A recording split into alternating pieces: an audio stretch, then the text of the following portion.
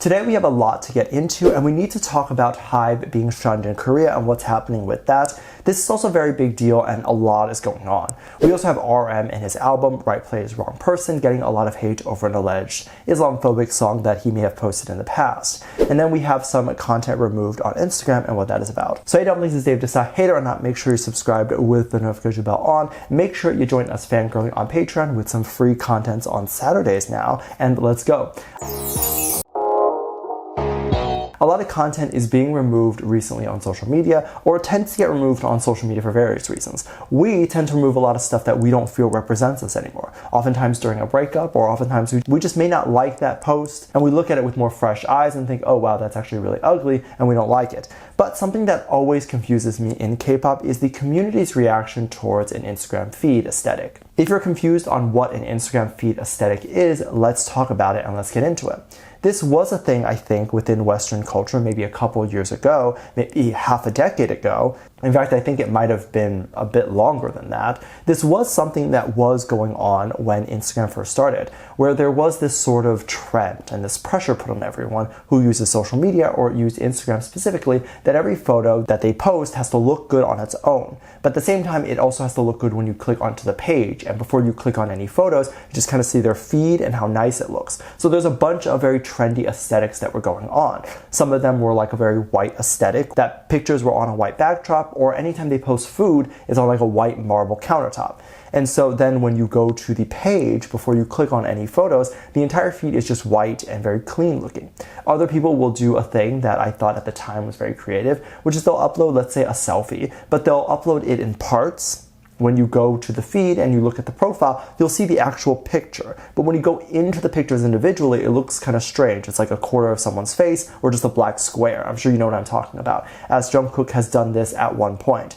Now, that was all cool and very nice, but it's very much a thing that doesn't really matter or exist anymore, as Instagram before or back then, I'm not sure exactly how creating a page like this was making the audience follow them or was increasing people's followers. I think people just overall thought it was really creative, but now in 2024, we see an account post a bunch of quarter pictures or try to make a full picture on their profile. I will not follow them, because that means my entire feed will be filled with black squares when I wake up in the morning. Now, keeping your feed a specific color is fine. If your color is white, whatever it is, but it also limits so much on what you can actually post. Now, if you're looking into posting a flyer or you're looking into posting a picture from an event the night before, you can't really post it if you were at, let's say, a club or something, and it's dark and black, but your feed is white themed. So this is the type of thing that the community really cares about, and that's pretty much anyone in K-pop at the moment, which I don't really understand why. Because one thing to note that's very important, people are not following other people based on how their feed looks. People are following other people based on the individual content. I've literally seen people who would watch one piece of content from someone, whether that's one video or one photo, and then follow just from that one photo or video, probably thinking that there may be more of that content on that person's page that they're following. Meaning most people who maybe are not exactly fans of the artist or just don't know that the artist exists, which is why they're not fans, they're not necessarily going to click onto the profile to see what else the artist or the Instagrammer has on their page. They just kind of look at that one piece of content and then they like it. If they like it enough, they'll follow or they move on. And so when people get so obsessive about a feed or what a specific K-pop idol's feed looks like, I tend to be confused as to why they care so much. Recently, Lisa from BLACKPINK posted a flyer for an event, and it looked like she was sponsored by something, I don't know. And people really found it to be a bit of an eyesore because on the feed, it was the only photo that really appeared very orange. And that's because the flyer itself was orange. Now, I would chalk that up to the person who created the flyer or the person who is potentially sponsoring Lisa to not really be familiar with what a feed is, because the best type of ads are the ones where it just feels natural and people can't fully tell it's an ad unless they read the description and it says ad on it. So ideally, the people who are making the ad or who are potentially sponsoring these, again, I don't know if it's a sponsored or not. It says fan meet, but I'm not sure if it's a specific brand that is sponsoring the fan meet, and thus when the fans show up, it's an opportunity for the brand to plug themselves, or if this is a fan meet that the label or herself is holding. But if that is their goal to sponsor, they should make it blend in with everything else. Now, everyone rejoiced after that photo was deleted, and they believed it was because she also probably felt like it was a bit of an eyesore to have that on her feed. And maybe, but it could also have likely just been because that event might have just been over, and then there was no reason in promoting that.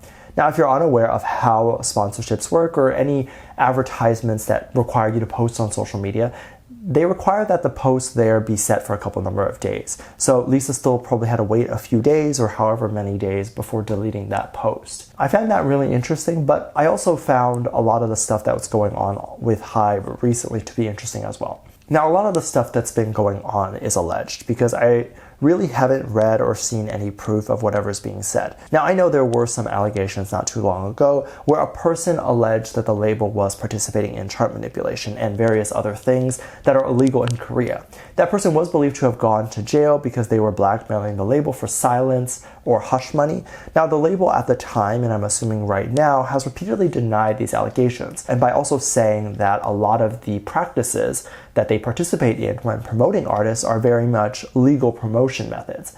Now, we have yet to determine what the actual truth is, but they were going as far as to say that BTS have participated in chart manipulation, again, without any actual proof of this. Now, what I find really strange about this, I don't think that it makes any sense when someone participates in blackmailing. And of course, that is illegal because said person did end up in jail. But let's say that this person who blackmailed the company did in fact find something. That stuff that they find shouldn't be permissible in court because they found it through means of illegally obtaining it. However, I don't know what the laws are with that and if it is illegal if someone did obtain it illegally, but it's now public. Does that mean that the government or legal officials have to just turn a blind eye to it? Probably not, right? But either way, I'm confident that HYBE didn't do any of the things that people are saying that they've done. And I guarantee you that BTS hasn't done those things because not only do I have faith in the label, I also have faith in BTS knowing that they've got to where they got by hard work. And of course, if you're going to accuse the BTS members of participating in actual illegal chart manipulation tactics,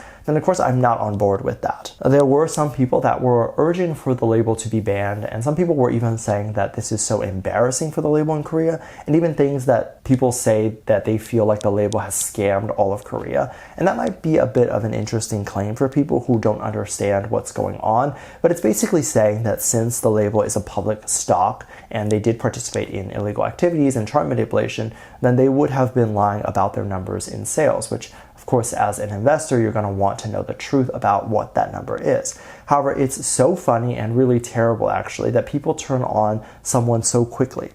And if you love someone or if you support someone, then stay loyal to that person that you love and support. If you're so quick to flip on someone over something you read online, something that hasn't been confirmed or proven yet, then you're never a fan of that person to begin with. And I know there's a lot of people who aren't fans of the label, but if you're so quick to turn on the label for this reason, you're also turning your head on BTS too, because they're at the root of what the accusations are. They're not just accusing the label of chart manipulation, they're accusing BTS of doing it too, since for a long time, the only artist really in the label was BTS. There's always going to be a lot of controversy going on, and one of the controversies recently is with RM's new album. His new album, if you're unaware of what it is called Right Place, Wrong Person. And when people come back into the spotlight, that's when all the haters start coming back out. This is pretty natural, as when people have eyeballs on them, suddenly other people who may hate that person will come out of the woodworks to try to prevent that person from getting more into the spotlight. That is not a predominantly K-pop thing. This happens with any industry, and when this person is out of the spotlight and no one really talks about them anymore, suddenly they don't have any scandals. But the moment they come back into the spotlight, every single thing that they've ever done, every horrible thing that they've ever been accused of, comes back into the spotlight. In this case, RM was recently involved in a scandal before he left to go to the military. The scandal was when he posted a Frank Ocean song, and a lot of people were saying that that specific song was very Islamophobic. He had posted that, so he was going to show support and believed in those things. Now, there's been a couple of celebrities that have reposted that specific song, but of course I'd say BTS, given how strong their community is, they tend to feel more betrayed by every little thing.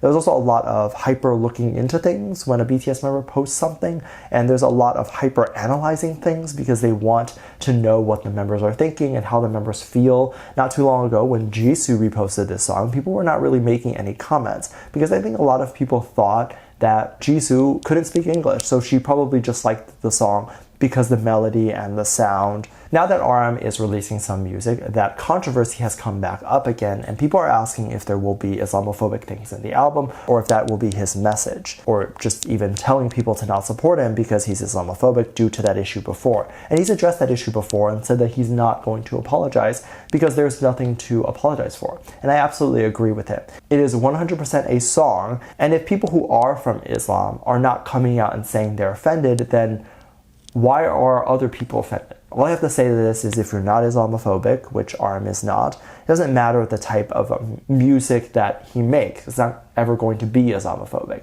because these are not going to be the thoughts that he ever is going to have. For example, if you never say the N-word and you've never said it before and you were to write music, it would never be in your songs. So deep down, I know he's not racist, so the music would never turn out racist. Let me know what you think. Make sure you check out Patreon for more videos. I'll link down below. Thanks for the comment right here.